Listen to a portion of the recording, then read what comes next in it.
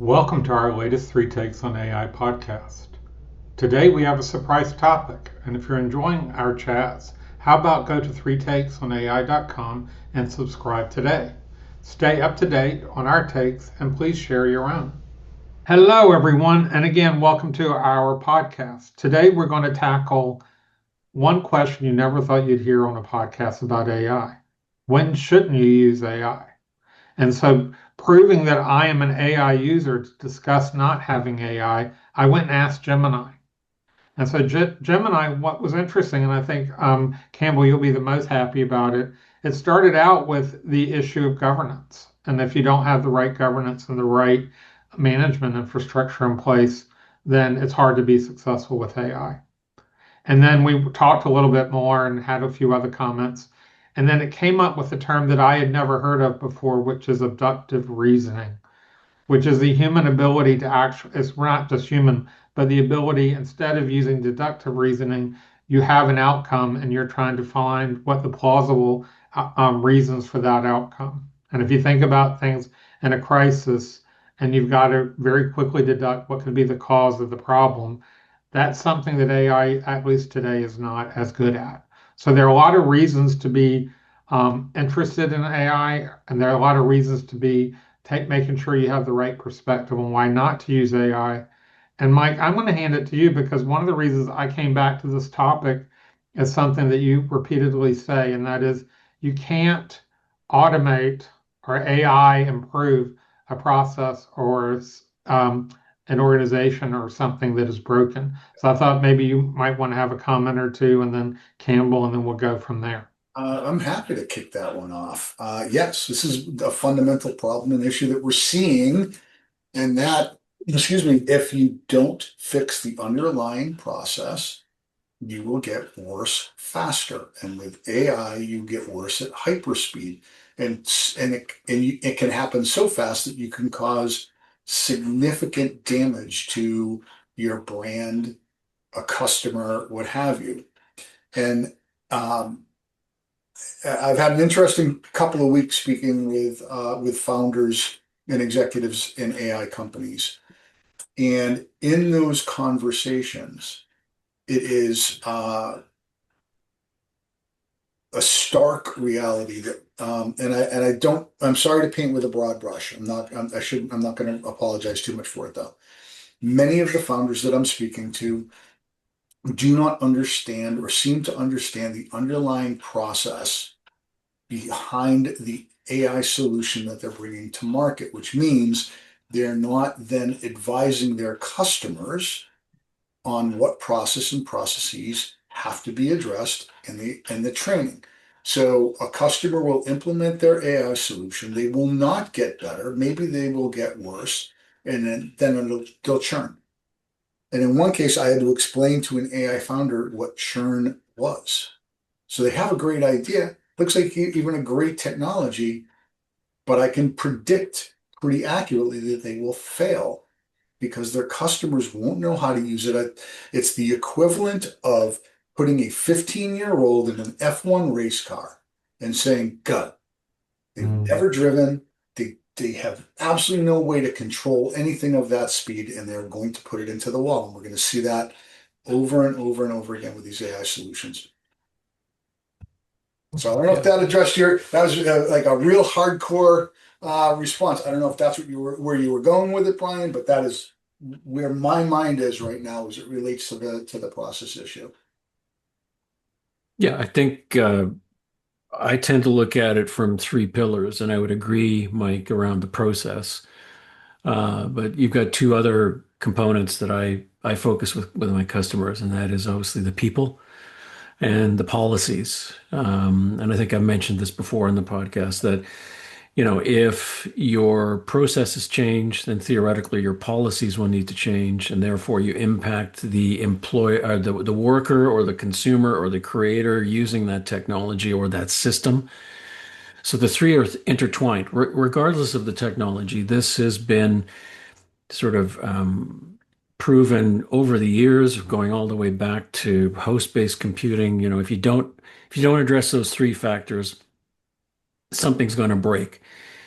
Now, to the point about AI, if AI is brought in as supposedly a mechanism to automate the process, but to your point, it doesn't necessarily acknowledge the fact of either legacy systems, legacy processes, legacy policies. It doesn't address the issues associated with the overall sort of mandate of an organization. I mean, a corporation, even though it is a legal entity, still has a mission, a culture, and a lot of human factors associated with it because it's created by humans, right? Again, come back to it that humans created AI, and we're wrestling with what that actually means. We create a corporate body or entity that functions in the marketplace, and the two sort of have to merge together. So yeah, I don't think there's a lot of education that's been done for individuals to understand the implications associated with when I bring in AI. It just bypasses a whole series of things that people took for granted. The emotional empathy, the contextual understanding, the long-term goal-driven motivation that a human has that an AI model does not have. I think the other piece of the puzzle is there's sometimes just easier solutions to a problem than AI. So you've got a problem with a product issue, or, I wrote a post that's sort of funny about you have a customer support issue or you're trying to reduce cost.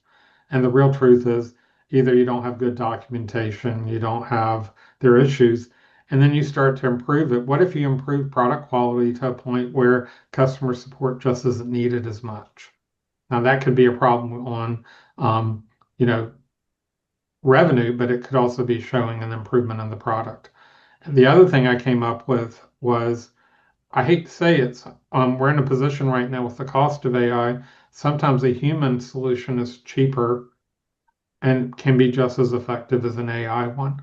So I think when you look at what you're trying to do with AI, and I've done this with my roadmap, and you get to the ROI and the feasibility, you need to make sure you're comparing it not just against other AI offerings, but other potential solutions, both IT and non-IT, so that you're making the right business decision and not just a technology one. Yeah. Yeah. I just, it's an aside observation, but Sam Altman, I think about a week or so or 2 weeks ago, basically was quoted as saying, and I'm going to screw it up, but basically what he said was, um, you are constantly criticizing AI vendors. The amount of the cost to train a model, the cost to run the infrastructure. What about a human? I mean, the human, that person in 20 years consumes a lot of energy and natural resources to get to that point in 20 years of their life where they can make effective decisions.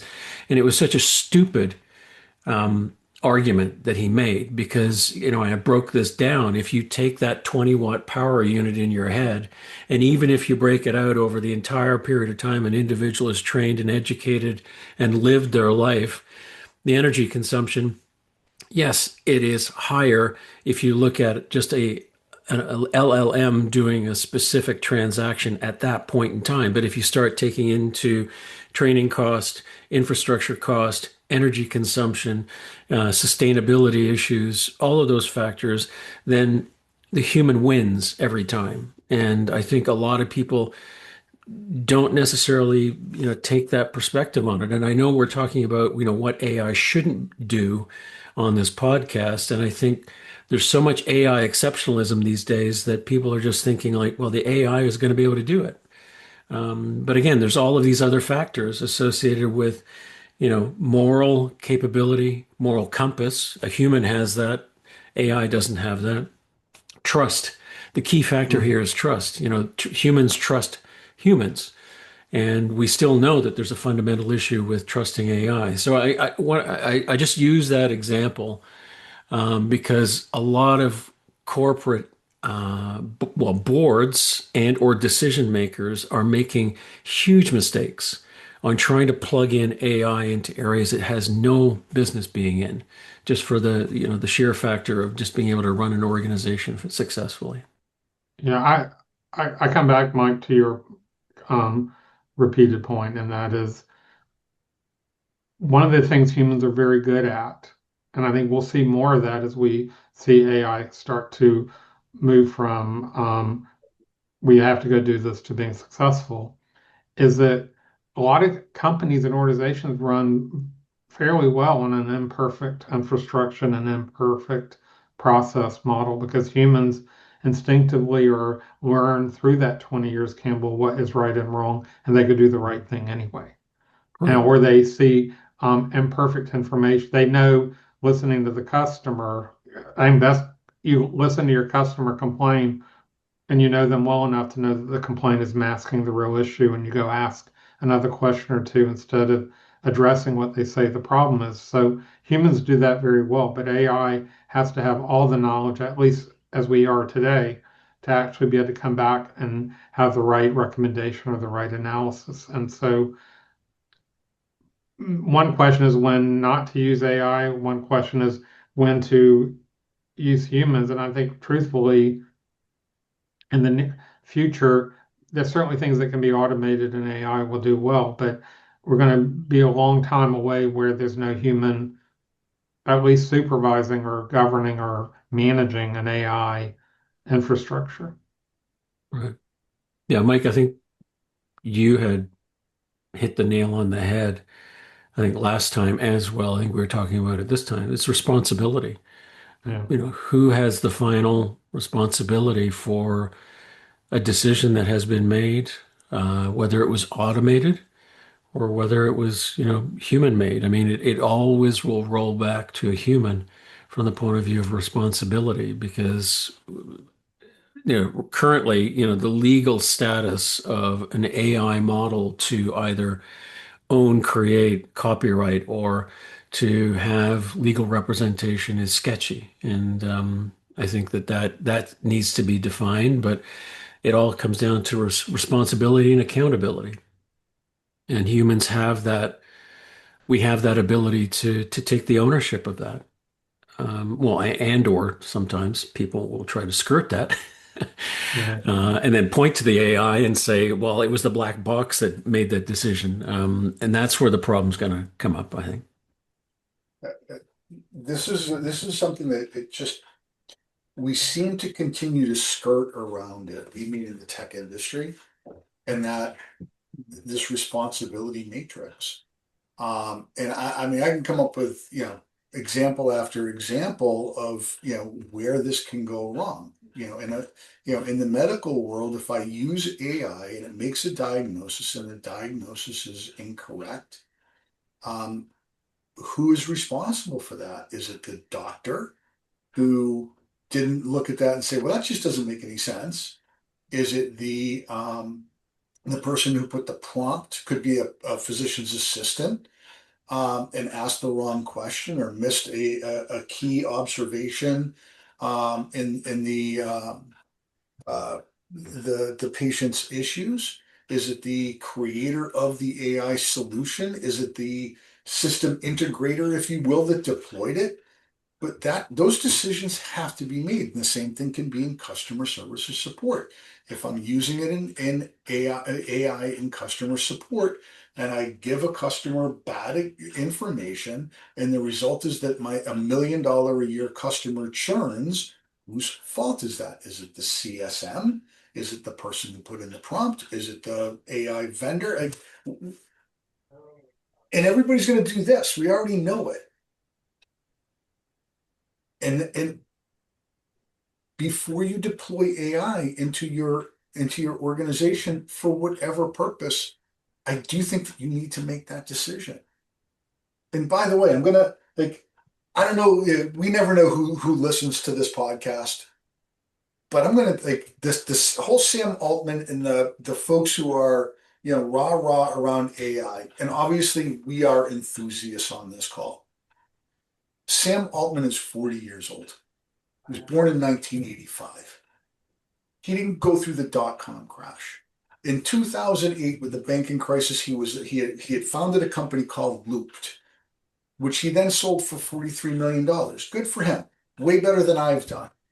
He calls that his biggest failure because it didn't get traction.